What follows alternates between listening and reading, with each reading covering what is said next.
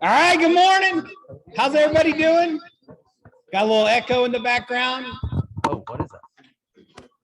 Somebody What's have going a on here? some. Hold on, give us a second. All right, much better. There we go. All right, welcome to our June 8th team meeting, already in June. Welcome to our online participants. We've got a good group that's on there already. Awesome, we got some great content for you today. It's gonna be a little hot this weekend. A little hot, Oh, finally? over 100. Is that hot? Forecasting over 100. Anybody doing an open house? Nobody's doing it. Oh, there we go. A couple, stay hydrated. Make sure you have some water available. But real buyers show up when it's over 100 degrees to go find a house. Just like real buyers show up when it's raining. Yep. Like if you go to a car dealership and somebody's walking the lot in the rain, what do you know? They're serious. They're for a reason. Okay, awesome. Why don't we get started and share something exciting? Who's got something good to share? This is where we share good news. Get going. Tomorrow, Ryan and I will celebrate our 38th wedding anniversary. 38. Woo! Right. What's your secret to success? What's the one thing of being married for 38 years? Well, it used to be, of course, it's my way or no way. Now it's, he thinks it's his way, but it's still my way. Okay. All right. Okay, awesome. Anybody else got anything exciting to share? I got something. Yeah, what you got, Travis? Find out the gender of my firstborn baby tomorrow. All right. Okay. As long as Cool. it doesn't look like Travis. Everything changes once you have a kid, by the way. Isn't that right, Dan? Yes, you do. Everything. All right. Anybody? Oh, we got online. What do we got? Norman, what's in the chat? Help me read it. Norman, the Oh. chat. Listing appointment this All right. Saturday. Listing appointment coming up. Okay. Awesome. Anybody else? Yes.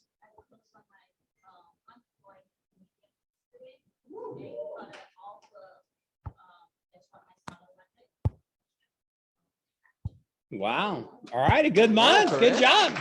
Way to go. That's exciting.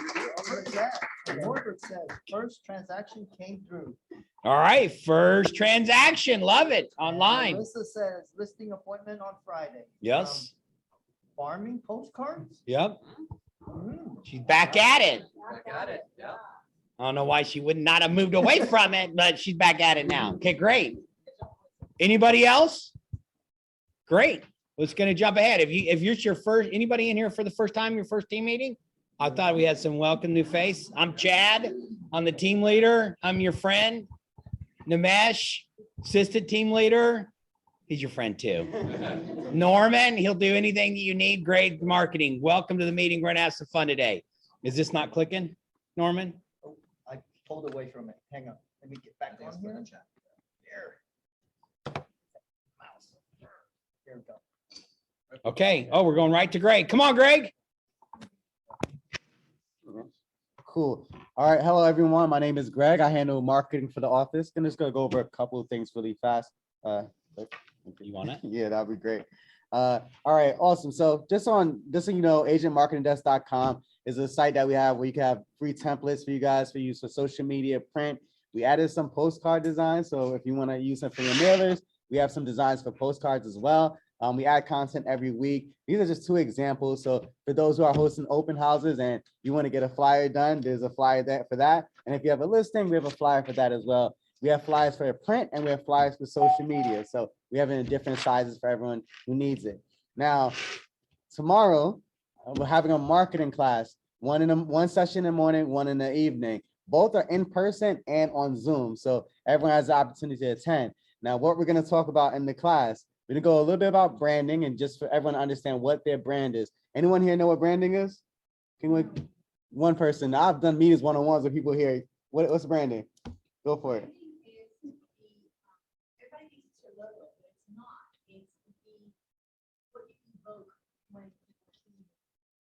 Yeah, correct. Anyone else want to add to it? Cool. Awesome. Anyone else? Awesome. So all of you guys are right? It's a combination, right? I always say is the words, visuals, sounds, basically your five senses, feelings, memories, and relationships, associated with your business and service. So all of that combined, right? So who you associate with affects your brand. Do you have nice business cards? Affects your brand. Do you even have a business card? That affects your brand. Your stories, like Israel said, that affects your brand. How your clients experience you affects your brand. So you want to have all of that aligned. So we're going to talk about how can you improve your brand, change your brand, and better understand what your brand is in our class tomorrow. We also go a lot into marketing. So design. So I know a few agents who are designing content in Canva or Command. And I had a text from an amazing agent this morning who told me she spent whole afternoon just designing a flyer that should only take 5 minutes to do. So I'm gonna go through some processes and show you how you can be more efficient when you're designing a flyer. So you have an open house this weekend. It should take you 5 minutes to have a flyer printed and on social media ready to use. So I'm gonna go through that with you guys. Also, we're gonna go heavy into Facebook ads. So I got a lot of feedback from agents on how they wanna know more about how to use Facebook ads, one for brand awareness and also for lead generation. So we're gonna dive deep into it. I'm gonna go from the beginning to the end of an ad. So all the way from creating a design to putting the ad on Facebook and then actually seeing it go live. So that's gonna be for our class tomorrow. It's tomorrow at 11:30 and 6 p.m. Both sessions are the same, so you don't need to go to both. It's in person and on Zoom. All right. You can go to both if you want to brush up again. So Yeah. that's fine. All right. Perfect. All right, Nikki. Two people. I appreciate you. Go ahead. I got two more than I did. Yes. I mean. Hi, everybody. My name is Nikki, and I am the productivity coach here at Caleb Williams Southwest. Good job. Three. Good job, man. I have good followers. So I wanted to tell you a couple of things that are going on in our world. So I don't know if any of you have noticed on Facebook, we are looking for 20, of course, more if possible, volunteers that would like to propel their business forward. We know we're entering a little shift in the market, so we want to make sure that your business is set up for success. I partner up with Greg that is going to take care of all the marketing materials and all the tools that you're going to need in order to lead generate properly. Basically, we're giving you everything you need for a successful door knocking strategy. You don't even have to think and spend not even 5 minutes to create anything. I'm doing it along with Greg that's going to take care of marketing. Brad Countryman that's not here is going to help me with the accountability, and Miss Sapana right there, sorry, I couldn't see her. She volunteered to help me as well. And it's open to everybody. I'm looking specifically of those agents that are newer, than they're looking to get their feet wet a little quicker. So yes, there you go. We're looking for volunteers. So please make sure that you can reach out to me or Sapana or Greg or Brad himself. We're all here to help you with that. One more thing, if you're new or not new and you feel that your business is slowing down, you're not alone. And we set up with Heather, that it's a newer agent in our office, yet has been very successful, a first Monday of every month, a new agent mastermind. It's going to help you not feel alone. You're not the only one that is struggling. If you're struggling, we want you to come and join us and share what you're going through and leave the room with an action plan. We had it this Monday. The agents found it very valuable. So come every month and don't be afraid of raising your hand and say, hey, I am struggling, I need help. We are here for that. If you do not tell us, we do not have a way to help you get better. So. Okay, great. Thank you. All right, good stuff.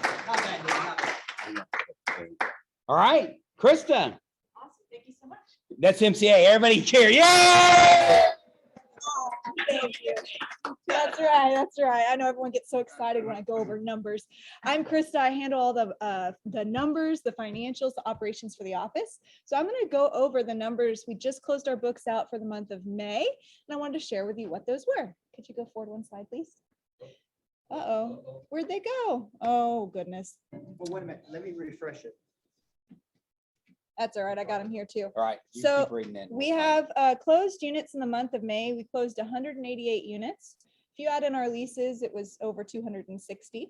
So not a terrible number. We are seeing some of our trends going down from what we've done in the past. So we'll talk about that in a minute. Total closed volume was 82.3 million. Total listings taken was 112. which is about the same as the prior month, but that is down from the prior year. Listings taken volume 45.8 million, a little bit down from the April prior month and last year. Listings sold was 86, about the same as April. Listings sold volume was 35.5 million. Contracts written 194. Contracts written volume 95. And I know I'm going over a lot of numbers. Don't glaze over. I apologize, my graphic didn't show up, but I probably stuck it in the wrong PowerPoint. Average sales price. Year to date, we're looking at a $439 average sales price. I wanted to share something with you too, because when I look at numbers and when you look at numbers, you want to compare them. How are you doing? How is the office doing? How is the market doing?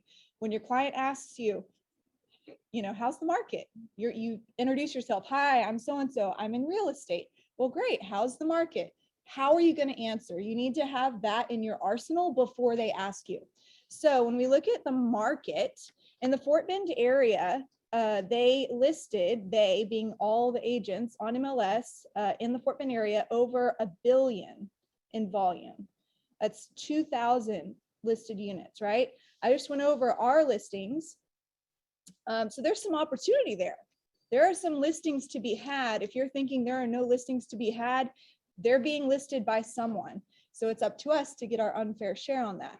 So when I compare what those numbers were year to date to last year, the total volume of listings has gone up 17%, but the total units has gone down by 2%. So what does that tell you? Volume is going up, units are going down, price point is going up. Is that a surprise to anybody here? Well, your client may or may not know that, but there's the data to back up that conversation.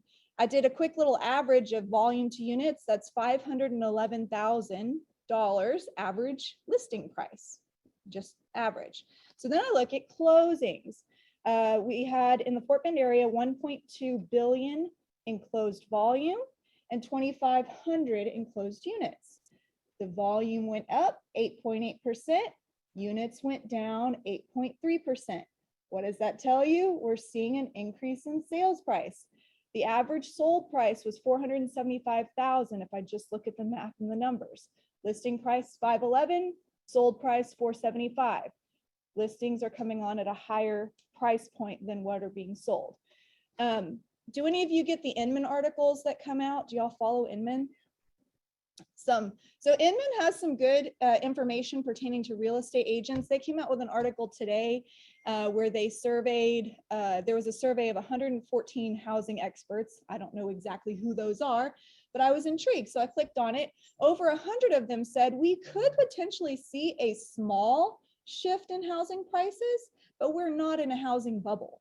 It's not like 2008 where they were really, really high and then everything bottomed out. And I've heard people talk about the market asking questions, are we in a bubble? Are we going to see housing prices way up here and drop? And so buyers are wanting to wait to put offers in and sellers are not really sure what's going to happen. So these experts, over 100 of the 114 said, no, we're not in a housing bubble, but we may see some modest price adjustments. Gary Keller also in a convention a couple months ago said, the exact same thing. We are not in a bubble, but we could be creating one. So, and just to watch as the market goes forwards, what's going to impact housing prices is a potential recession. And I think Chad's going to get into some of the numbers today, so I'm not going to steal his thunder, but that is something that we want to think about as you are the economist of choice for your clients. Be prepared to have these discussions when they're asking about listing their home. What are the pros? What are the cons? Is that a good fit for them? And you're the one to bring them those resources. So thank you for allowing me to share. All right, good stuff. All right. Couple of quick announcements and let you get rolling. All right, a reminder again, guys, 66-day digital lead gen challenge from the region that we put together. If you're not a part of this group yet, I suggest you get in. It just started yesterday. Yesterday and today was kind of just preparing your system to start moving forward. Remember that we are going to either provide you with the content itself or the action plan for you to do. So it's there for you. It's going to be a video, so it's easy for you to just kind of follow along and put the action plan into motion. Okay. Again, the QR code gets you there. They're also going to be placed around the office Facebook group. All right. That's how you do it. Second, Reminder that conference rooms have gone digital. 3 ways to get there, right? KWSW25.com or agent page right on the front. There's a button for you to press, or you can go directly to KWSWrooms.com. QR code placed around the office in multiple locations. And of course, you can still call the front desk and they can do it for you. All right. Please try to utilize it. It's super easy and super convenient. You can just book the times that you want for the 3 options that you have, 3 rooms. All right. And last, another mega camp slide. Okay. Reminder, guys, mega camp is coming up in August. Okay. Mega camp is coming up in August. I believe it's the 22nd through the 24th. There's a in-person option and digital option, again, down the road in Austin. So not very hard to get to. We're going to start providing them with way more info. It is early bird pricing still. I believe $599 is the in-person, which is lower than what it's been for the last few years. And then there's the digital only option, I believe at $129. All right. So stay tuned for more info. We'll be providing that, but start planning on that. All right. Because it's some powerful information. Get to listen to Gary Keller speak a couple of times during that event is pretty powerful. Cool. All right, great. Awesome. Thanks, John. Okay, awesome. All right, here's I'm gonna put this in context a little bit. If anybody is watching any of the news or watching our economy or anything that's going on, right? It's a real story to hear is you're hearing the word recession, right? And so I got a few thoughts. And this is Chad's thoughts after reading multiples, listening to economists, listening to Gary Keller, and just want to be really honed in on what we are moving into. Because it's kind of the innovator's dilemma. We have a market today, right, that we work into. If I put a listing on the market that's priced right and conditioned right now, what's going to happen? It's going to sell, and most likely we're going to have multiple offers on it. Right? Not quite the frenzy that we saw last year at this time, but still you're going to see multiple offers. So we have to understand how to make sure we're really cleared in on, if we're on the buy side, we got to really understand multiple offers. And yet we need to prepare for the market we're heading to. And we are heading into a different market. Number one, you're like, well, what does that look like? It's not a doom or gloom, right? Because there's opportunity in any market that we're in, and everyone needs a place to live. Everyone needs a place to live. And if somebody's going through a life transition, they don't wait for a better market or different market. They make a decision. So I'm just going to throw a few points up here, right? Just a couple of thoughts. And I want you to internalize this. You can defend them. You can use them. You can go find your data to it. Krista just gave you a bunch of data. By the way, we didn't talk before she did that, and everything she said in that piece. And some of you are like, oh, boring numbers. Remember, they are our friend in this. We got to understand them, because that's the only thing that trumps any conversation is having evidence and numbers, and yet simplifying along the way. So the 22 real estate market is shaking up to be something closer to a regular spring and summer season. We're just seeing more of that. You go, what's regular? What's normal?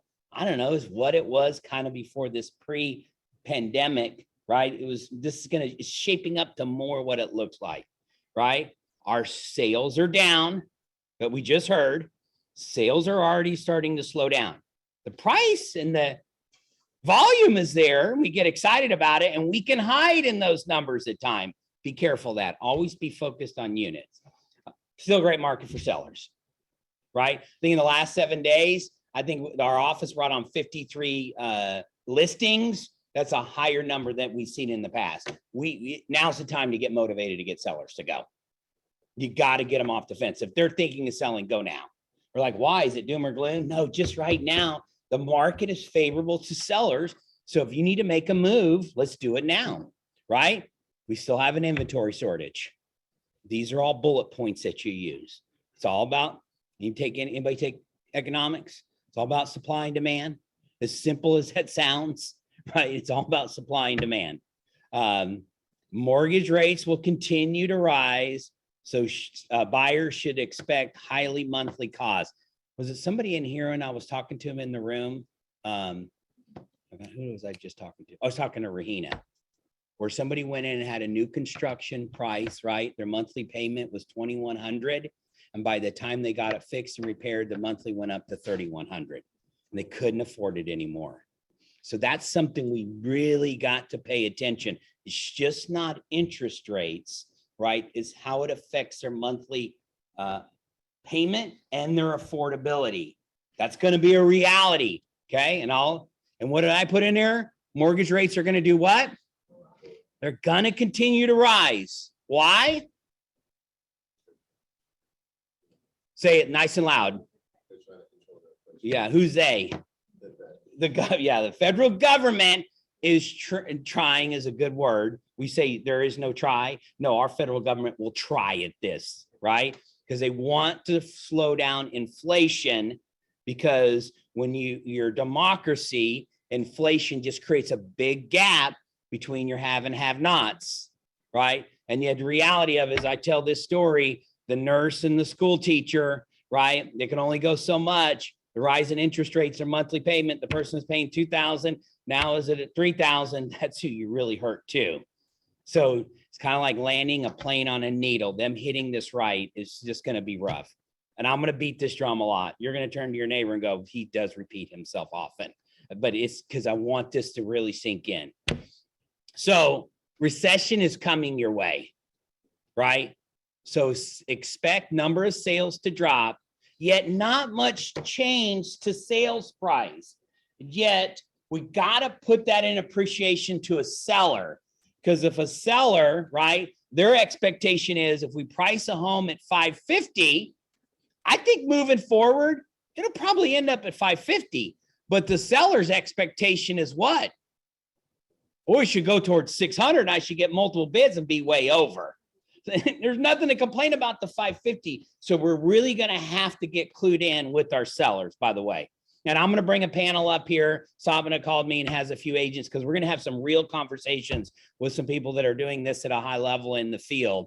But these are all things we got to file away. There just is no housing bubble, right? It's just not. This is not the same as 2008. If you're new to the industry, you're going to have people tell you that. I'm going to wait till the crash. There's not, I could be wrong, right? Something really catastrophic could happen in our world. There's never a crystal ball. We can't, but there's just no indications of that. And we could have a slight price reduction, but I just don't see that, especially. All real estate is local, and Houston and Sugar Land will be unique during this shift. What do I mean by that? Our market is unique. Yeah, and what's some indicators that affect that? Yeah, we got oil and gas. Anybody gone and filled up their truck lately? Or I drive a truck, their car. Don't judge me because I drive a truck. I think the government wants me to stop driving a truck. That's why they're driving it up. I'm just kidding when I say this. Just having fun. Yeah, I mean, our energy is a major driving thing to our economy. And what's happening with oil and gas companies? Well, what more importantly, Safina, what are they doing? And they're hiring people, and employment's going to be here. And what happens when those people show up? They need a place to live. I know that I sound obnoxious and simple of this, but this is so important for us to understand. So when you hear the national news, more importantly, when your clients hear the national news, they come in and we have to educate them. We got to let them know what makes us unique. And we got to understand our local market. And more importantly, Houston is a market. Sugar Land or Fort Bend County is a market. And yet so is Sienna Plantation and Greatwood and Telfair. They all have their own market inside of those. That's why we got to study and understand those. And then this is kind of an interesting, we got to really look at our generation groups. And what do I mean by that? This is in National Association wrote through this too, is because we all have the names for them, right? What group are you in? Gen Z. He's not in it. Any millennials in here? Man, you guys get such a bad rap. Why? I mean, geez. Yet, okay, so let's look at this data if we can do it. If you can see this well. So the Gen Z group, you're 21 years in. Remember, this is roughly, right? is 2% of buyers. Look at your next one. Your younger Gen Y, your millennials are 22 to 30. Your older Gen Y and millennials 31 to 40. Together, right? That made up 30% of the buyers. 37% of homes purchased. And then you got your Gen X. Those are the cool people, by the way. Gen X, 24. Your boomers, your younger and olders, right? And then you get to your silent generation because they weren't allowed to speak, by the way. Huh? It's not mine. Oh, if you study these, this is a fantastic lesson how they show up. But the point that I want to do is all this talk about the shifts that we have coming, the millennials are going to make up. They're a large population, by the way, right? Just like the boomers are a large generation, they will kill our Social Security money. They'll take it all away. It won't exist in the future. I'm kidding. It's nothing political. I just laugh at these things. And yet this millennial group, do we study? We understand their patterns, right? The joke was made at a convention was millennials go, oh, I'm not into material things. I could just use a little house and that's all I need. You know why they say that? Because they don't have the money to buy the good stuff. The moment they have the money to buy the stuff they want, they'll go buy a big old house just like other generations has as well. But that's a good, powerful group to look at. So part of this shift is we still have a large population of the group. Millennials, if they want to own a home, they're going to buy a home. It doesn't, I'm going to wait. Wait for what? Until your kids are out of college or to get into school, they're not going to wait. That's important to also realize along the way. Okay, so those are my takes. All right, I was also at a Gary Keller.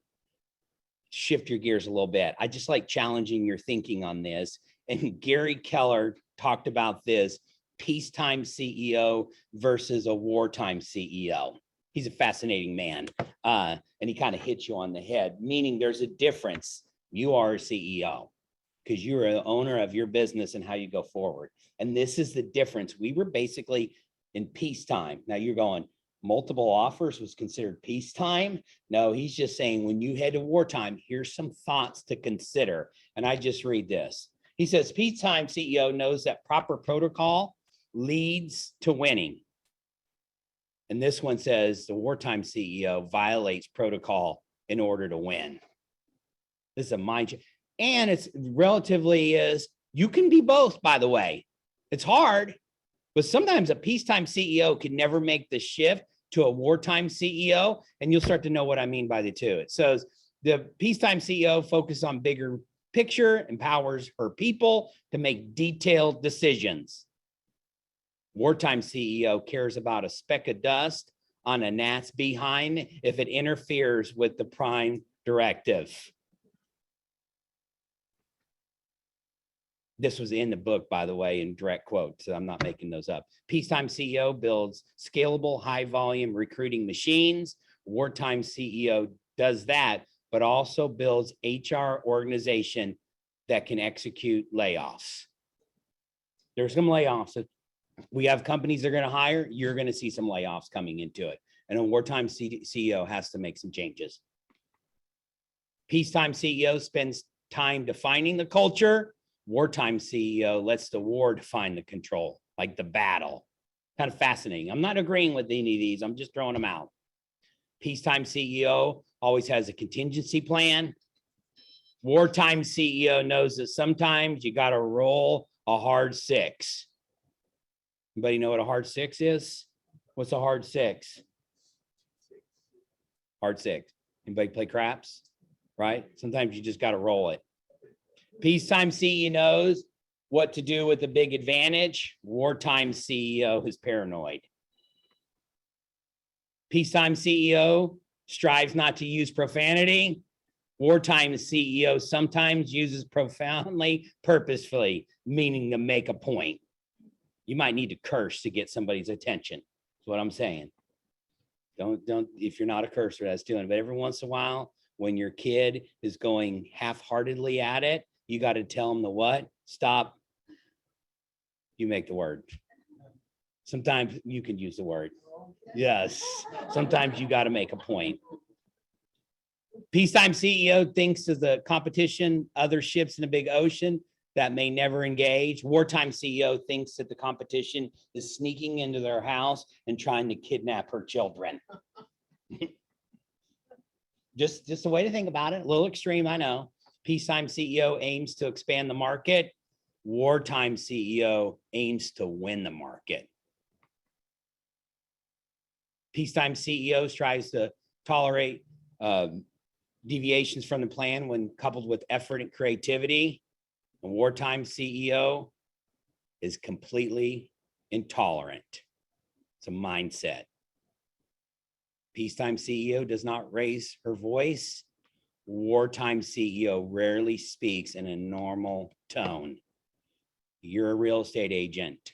You cannot speak in a normal voice into a market we're heading into.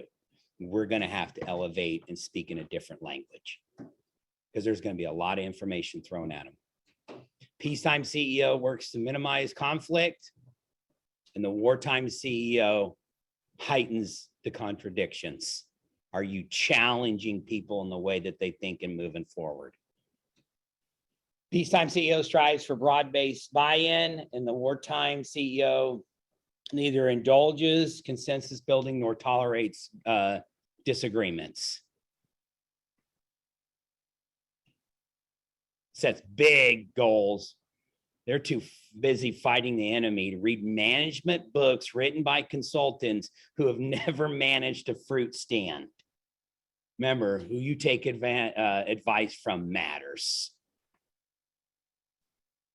Peacetime CEO trains their employees to ensure satisfaction and career development. And the wartime CEO trains their employees so they don't get their blank shot off in battle. Right? I hope you know the difference of that. We want to thrive and win in the market we're moving into. Peacetime CEO has rules like we're going, we lose the screen. Wait for it to pop up. What happened? Okay. I got to move this a little bit. Peacetime CEO rules like we're going to take all our business that are not number 1 and 2. The wartime CEO often has no businesses that are number 1 or 2, and therefore does not have the luxury of following that rule. And my PowerPoint went down. Okay, is that it? Okay, part of this is the shift book. In the first time of the shift book, it talks about what? What does Gary focus on? Number 1? Mindset, right?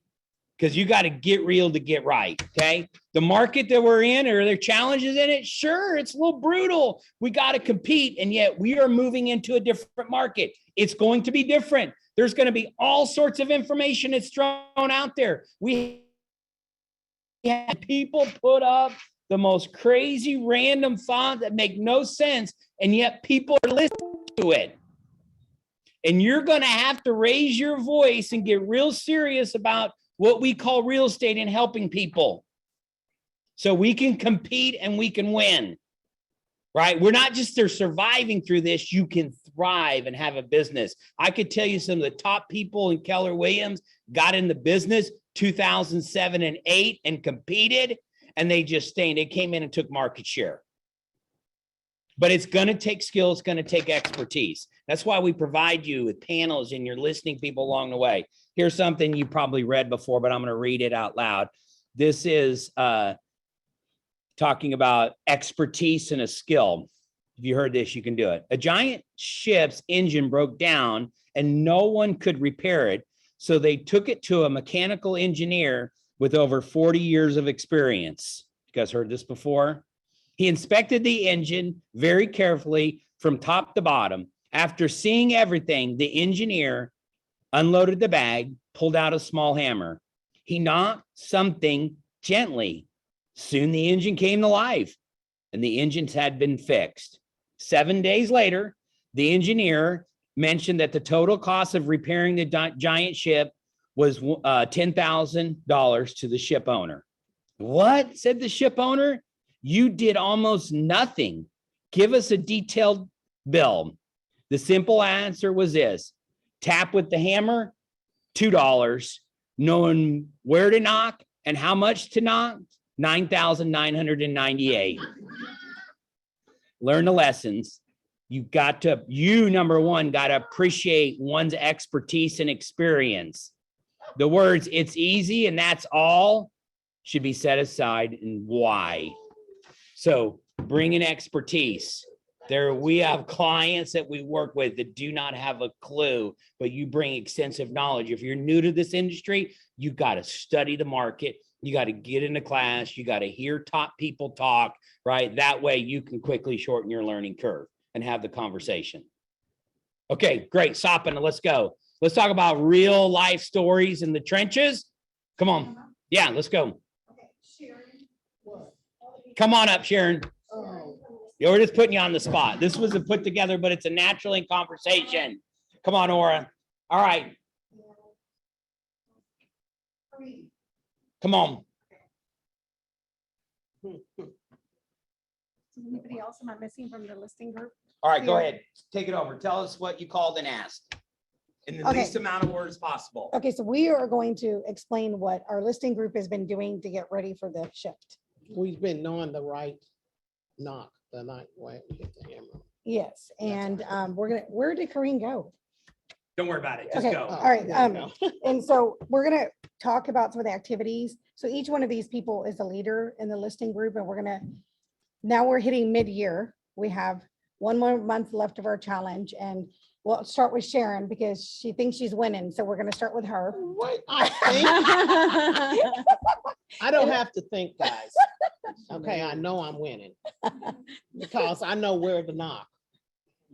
And I've been knocking all over. And really, right now, my biggest thing that I've been talking with them about, it's not about being just a lister or being just a buyer or being this, is you got to hit it everywhere right now. And everywhere in this market that you can find real estate is you got to go out and grab it. And that's pretty much what I've been doing. I've been taking stuff from Open Door, OfferPad. So wherever I can take it at, because the fact is that you have so many people now that they know that they don't have to put their house on the market to sell it. And that's why they're reaching out to Open Door, OfferPad and all them, because they don't want to clean up. They don't want to do this. They don't want to do that. So you're the expert and you can go out there and find people that bring to those people's house and get the house sold for them. I have something to say to that. Mhm. I recently had a listing and, the comps came up pretty low because of the condition that the house was in, and Open Door was offering them a certain amount. Mhm. And I said, well, let's do this. And we replaced the carpet, we painted everything. And we got them maybe $15,000 to $20,000 more than Open Door was offering them. So that it really worked out in their favor. Yeah, well, I just put one under contract last night. The house not even on the market. And Open Door offered them, and I brought a buyer to them. The house didn't need no work, had new ACs, this and that, but they didn't want to clean up the house and do what it takes to make it look like a model. So my mindset was to go out there and get my buyers and just readjust their mind to the way the house looked. Okay, because the biggest thing is you guys have to understand that most of your buyers are out there going, it don't look good. It don't look good. Well, if the floor plan works for you, the bedrooms are large enough, the closet's large enough, then you have to put that readjust their mind frame and help them understand that the stuff that you're looking for in a home, then walk in there and see that. You don't have to see that their bed's not made. There's trash on the floor. There's trash on the kitchen counter. There's here, there's there. Don't go in there like that. Set your people's mind up to that this is what good. I mean, as I was showing that house, I showed it to 3 different people and I basically said to them, okay, we're not going in there to critique how they live. Because I don't care how they live and you don't care how they live. You know how you live. So we're going in there to see what does this house work for you? And Yep. that's how I adjusted everyone, and that's how I do everything in this market. Because your buyers out here, especially these first-time home buyers, they're wanting clean, neat, perfect, this and that. Readjust their mind to that they're not gonna get that because there's so many houses out here. How old is the AC? How old is the hot water heater? How old is the roof, the plumbing? Help them understand that part, the big picture. Because down the road, they can work through all the other stuff Yep. just Yep. to get you in a house. So that's one of the big things that you have to do in this market right now. And going in this, Yeah, I want to talk about what she just touched on. It also depends on what price point you're at. So Mhm. I just recently got a listing that they had listed it originally at $1,050,000. And when I met with them, they wanted to list it at 1.2. And I saw on the street, there's already 4 other houses that are already listed high that were on the market and sitting on the market. And I also knew this floor plan, the reason it probably didn't move the first time is because it was in an area where everybody wants a grand entry, and this did not have a grand entry. It had a lower, like, it was a smaller entry for that price point. So what I decided to do is, at that price point, people do want clean. So I had staged it, which that has not happened in a long time, and it cost $4,000. Listed it on Friday, did the open house on Saturday, and it went into a contract on Monday. And all the neighbors are asking, what happened? Well, what happened is we had the people move out. It was clean, it was staged, and it looked better than the other 4 listings. Okay. You And knew where to knock. right. yes, There you exactly. go. So in this market, we're gonna have to shift back to doing a little bit more. So my team, and they're great, they're listening to everything I have to say, but what we've been doing, we started in April, is we made a list of 200 people that are in our database, and we've been reaching out to them frequently. So when this happens, people remember us, okay? So we've done the door hangers, okay? And yeah, we're gonna win. So we're done the door hangers. We also did a letter to everybody. And the next thing we're doing is a 4th of July trinket. And we're gonna have, and we're happy to share it with everybody. It's a little piece of paper that says, Happy 4th of July, and it's gonna have 2 sparklers. And if we know they have 3 kids, we'll put 3 in there, and we're making those. And we're touching these people every so often, so when they get ready to sell their home, they're gonna remember us. So that's just one touch, right? And that's people in your neighborhood or wherever you want to do your database or whatever. But we've been doing that. And the biggest thing that I'm preparing for, I took the month of May kind of off because I needed to get back to what I need to do. Sometimes you have to step back to do the activities, which are hard, calling people, doing all these letters and all this stuff. So we've been working on that. And one of the things I have noticed, even in my neighborhood or in Sugarland, so many listings are going to Open Door, 51. And we have, in my neighborhood, we only have 1.1 month of inventory, even though inventory has increased. Out of the 10 that are out there, 5 are over $1 million, and some of them should not be over $1 million, they're still listed. But you can see now they're sitting, nobody's buying them. So I wowed them with beautiful furniture and clean house. Well, you can do that too, right? So now it's time to kind of go back to when things were harder to sell. And that's how you can win the seller over too, because you're willing to do a little bit extra for them where the other agent is not going to. Okay, so we did sell the house, by the way, at the higher price. Yeah, and it already closed, by the way, closed in 20 days.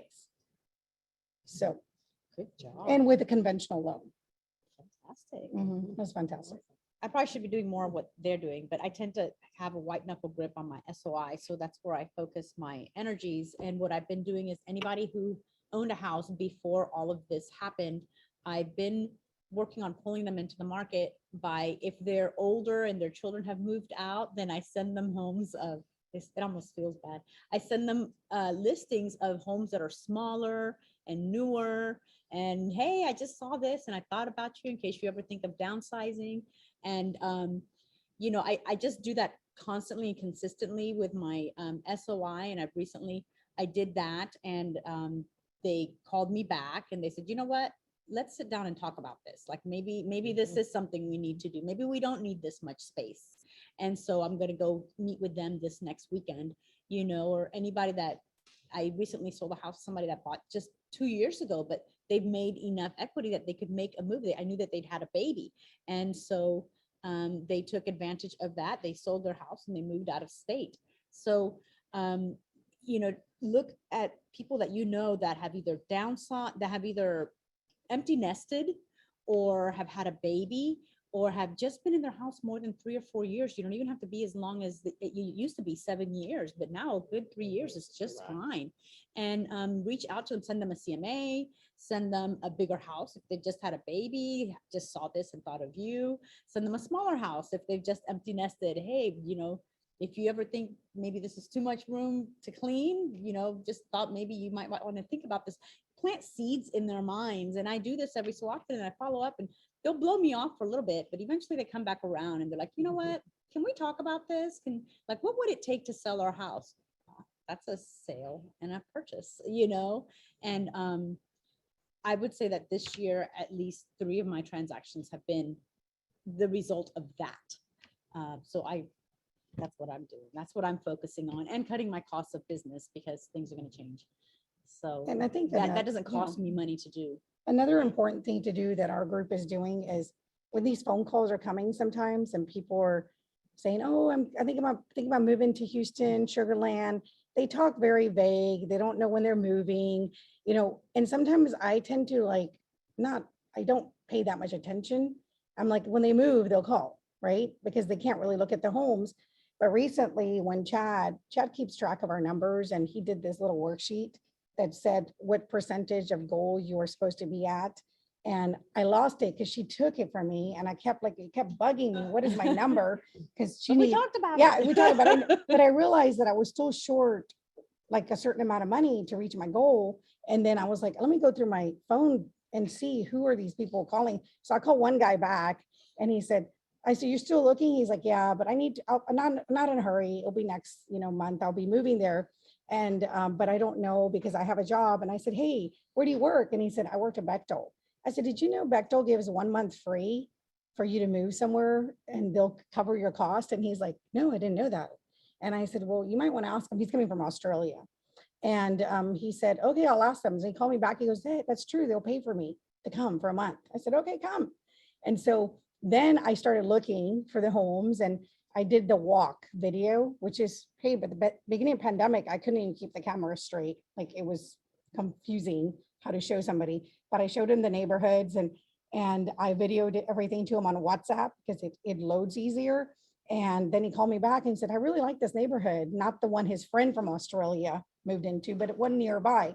So then I showed him all the homes and he goes, this home looks like a good house. Do you think we'll get it for the list price? And I said, I don't know. I mean, it looks like it's only been on the market one. Anyway, we worked through it. There was 10 offers. He ended up going under contract without coming to see it. But then I had him come bring the Australian guy, the other Australian guy with him, since he's not here. And they said, oh, it does meet your requirements. And then we did the option days to end on the day he's landing. So just in case. And we did the inspections and everything. The inspector talked to him virtually. And he came Saturday night at 8 p.m. And Sunday morning, we went and talked, inspection met us there. We did the list of repairs. We did everything. And the seller had already said they're not going to fix anything, but everything moved forward because the 2 realtors, we made the repairs happen. And so, yeah. So what's your lesson? My lesson is like, when these people are calling, right? Really try to listen to what they're wanting and make notes of that, because I do a lot of phone calls. I'm like, they're from out of town, out of country. Like I don't really, until this happened, I was like, well, I should call all those people from out of town because you never know. This guy was more interested. Am I going to get a house? I'm moving. So he's going to have the month free. And we're closing Tuesday, by the way, 20-day close. So we did tell the seller we'll close in 20 days if you agree to our offer. So, and we are going to close on time. Okay, one last piece of advice. Mhm. Each of Since you. you're doing all the time. Okay, so, well, last piece of advice is really kind of go internal, right? And kind of push everything else out, like all the noise, that there's so much noise, so many training classes. Oh, that's the other thing, take training classes during this time. But think of 3 things to do you're going to do for your database. And the database, not the whole database, maybe 50 people, 100 people, 200 people, and start doing it, okay, on a daily basis, consistent basis. Because when you do that, even when you're sitting around thinking nothing is happening, something is happening because you're getting out there and putting the seeds out there, right? And so when you do that, then maybe the end of the year can look different because you still have 6 months left. So whatever you did the first 6 months, it doesn't matter. You have 6 months left to do something different. Okay, what else? Come on, Sharon? Sharon, do your thing. Your Do thing, that Sharon. thing you do.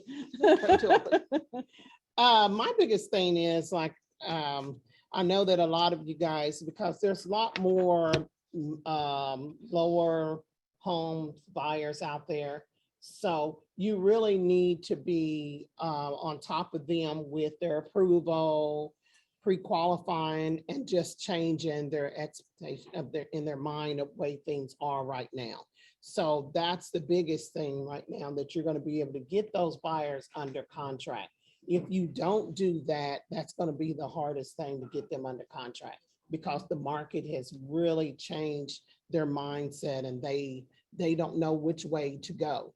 So as the expert, you're going to have to sit down, pre-qualify them, and talk to them about the market and talk to them about their pre-approval. I really talk about pre-approval, because your first-time home buyers, they're running around with a pre-approval and they think they got gold in their hand until someone tells them their monthly payment. Mhm. And then that shatters them right there. So don't go out there, just be so gun-ho with that pre-approval. Pre-qualify these people, pre-qualify, whatever you do, because that's the biggest thing right now. Because every buyer I'm working with now, they think they got so much going for them until you show them the worksheet. Once you show them that worksheet, then they start backpedaling. Then you have to have that conversation with, well, do you really need to get your nails done every week? Do you really need to eat out? Let's sit down and talk about your spreadsheet of your life, okay? Because you're gonna have to have that conversation right now in this market. With the interest rates going up, with the housing market up, that's a conversation that you're just going to have. So you need to get beside yourself and think that you are spending time being nosy. You're not being nosy, and you're not changing anything about you. Because if you change what you don't do, you're going to be up against a buyer that won't even close on you. Mhm. Okay. I Karen, wanted let to- me introduce her. She's also on the listing committee, and she is challenged, and she has really come out of her shell this year. And I think I want her to share what she's gone through, what she's been doing. Okay, actually, I have been in this office. This is my first office also. Been a realtor just 7 years. But for the first 6 years, my income is only 60K, 70K, 80K, never cross, more than 110. Last year, 102, I guess. And right now I'm 125. But I have still a lot of pending towards the next 6 months. So one thing I wanted to add is you always have to look ahead what your game plan is. How far are you to working towards your goal? You got to know this month, how much do I have to close? If not, you got to take into your database who is really in need of home right now. One thing I wanted to add about, she talked about Australian buyer, foreigner buyer. Recently, I had a transaction from UK. He's a doctor. First, he called me. He saw me he said he found me somewhere. I'm not sure. I remember Facebook. it's Facebook, maybe. We want to know where he found you. We Susan. know, we Yes, know. Facebook, yes. It's Facebook. So I was thinking Mm. this is not real. And then he started asking my phone number to add me on WhatsApp. I said, this guy is just want to get to know me. I said, no, not real. In fact, it's real. He really wants to buy a home. So he's a doctor. He is having a next 3-year plan to move here. So we close on one home, a smaller one. Right now, he's looking for multi-unit to invest. And then recently you see everything sells in this market if you price it right, if you keep it clean, even a lot, even a commercial lot or residential lot also sell. So my listing, I thought, oh, but I priced it right. I had a good picture. I have this. I had the seller model lawn is half an acre commercial lot in Stafford. So someone emailed me a month ago from China. So I thought, this is not real. How can it be real? You are not even here. Why are you buying this lot?